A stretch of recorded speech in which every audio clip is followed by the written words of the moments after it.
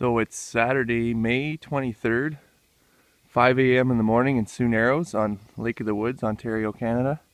There's the famous Sioux Narrows Bridge, Big John's Bar and Grill, Lake of the Woods floating lodges beside that. Right over here we have Mott Long's Rod and Reel.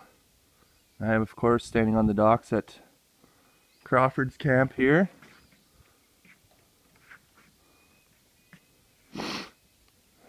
I'm about to embark on a long overdue giant quest. I haven't fished since November when I was chasing muskie. Probably was the last time on Eagle Lake.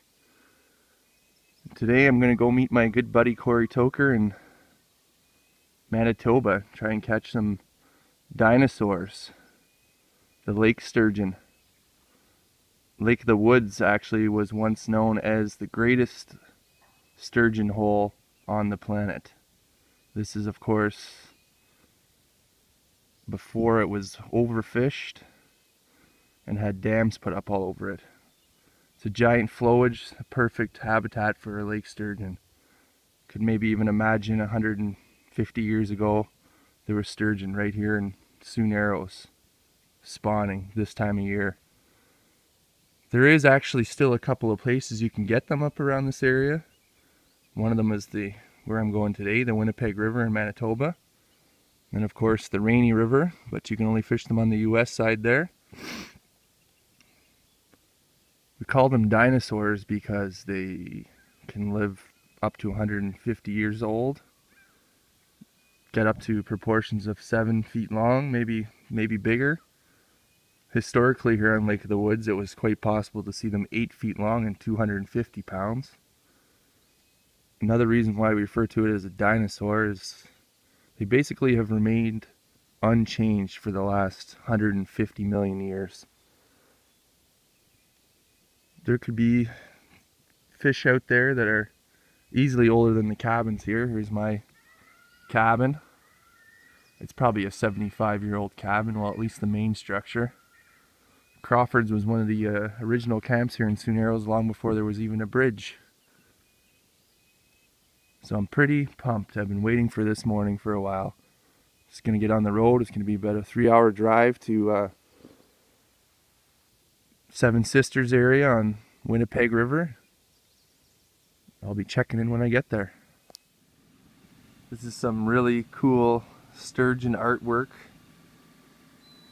on one of the public washrooms at one of the parks along Seven Sisters area on the Winnipeg River. There's signs and placards all over the place. This is a important fish to the area and big on tourism.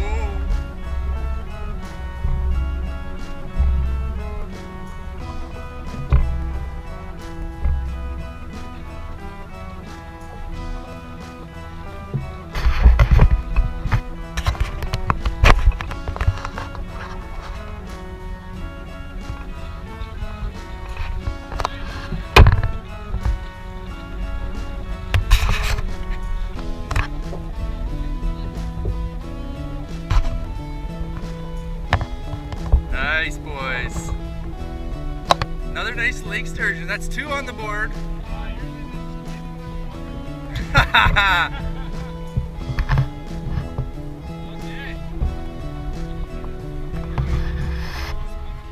You want a picture? Jumper back.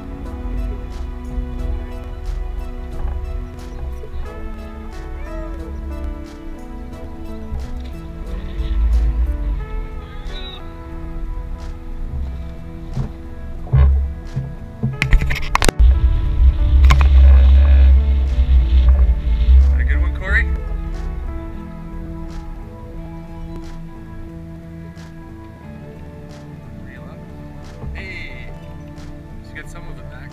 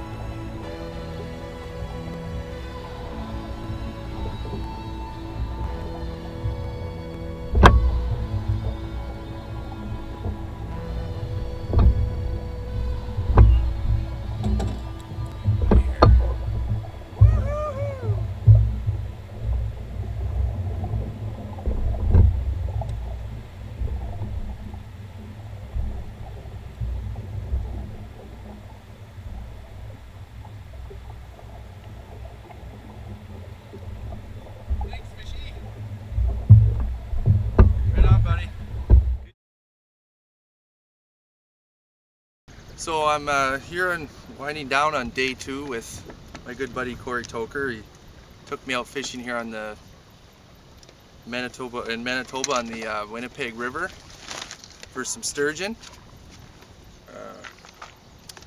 It's been pretty fun. I think we got about 20 fish today, maybe, Cory, and probably 40 yesterday with our buddy Jay. There's been quite a few other people here fishing as well. It's really simple fishing, actually. It's not very complicated. You know, you're still fishing with bait, but you're fishing in current, so there's a few things you have to learn to do. You don't need highly specialized gear, but you shouldn't be using too light a gear. You could use your muskie or heavy pike tackle if you've got it, or maybe your catfish gear. You want some pretty heavy braid, I don't know, maybe at least 50 pound. We're using 100 and 200, but that's probably overkill with the 200. So you run your main line down to you can use a swivel. I'll show you guys here. So we got this kind of a sliding swivel, that's kind of a fancy one. You can use a regular snap swivel like what's on there. And then we've got a few beads to protect the knot before the swivel. And then we're running a short fluorocarbon leader. I think Cory was running 50 earlier. This is 130, which again is kind of overkill. And then that runs to your hook. Cory likes a 5/0. This is a circle hook. You're using octopus hooks as well. And of course in Manitoba, remember to pinch your barbs. And then the size of weight that you're going to use depends on basically the depth and how fast the current's moving. The idea is that, right, it slides. So the fish pulls it and you kind of give the fish a little bit of slack, dip your rod so it doesn't feel the rod. And then you set the hook. So we're using salted minnows and worms. So where'd that go?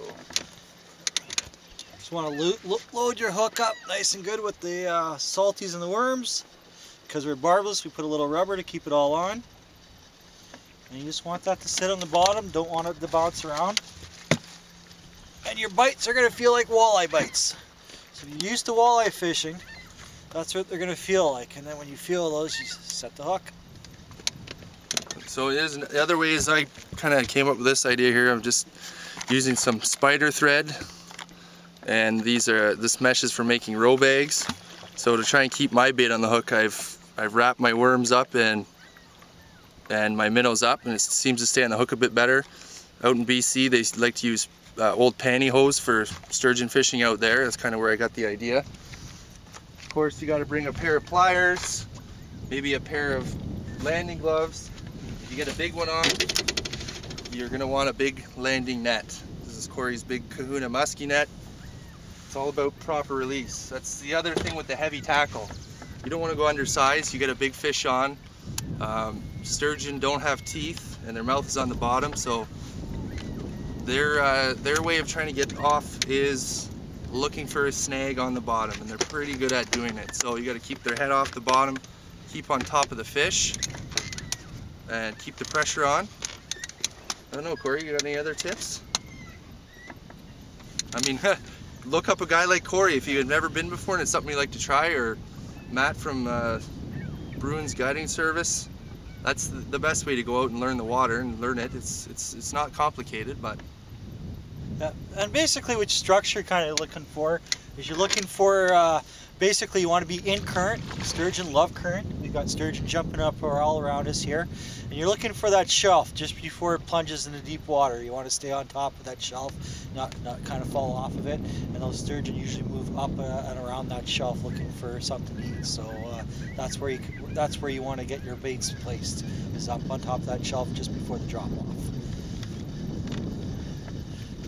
Sounds good, buddy. Let's try and get another one. Let's try.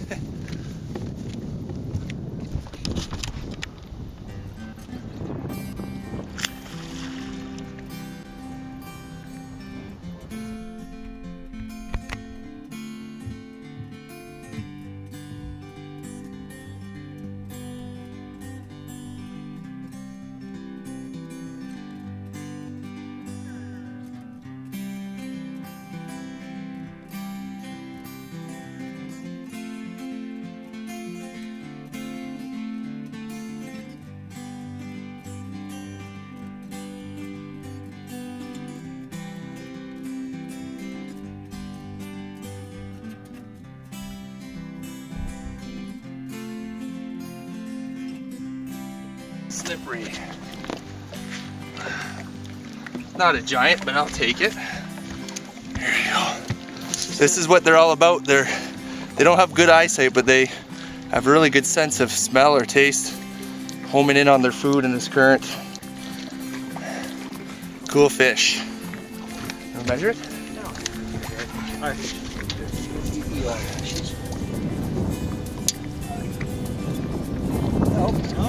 4 footer. It's a 4 footer. There you go, back in you go.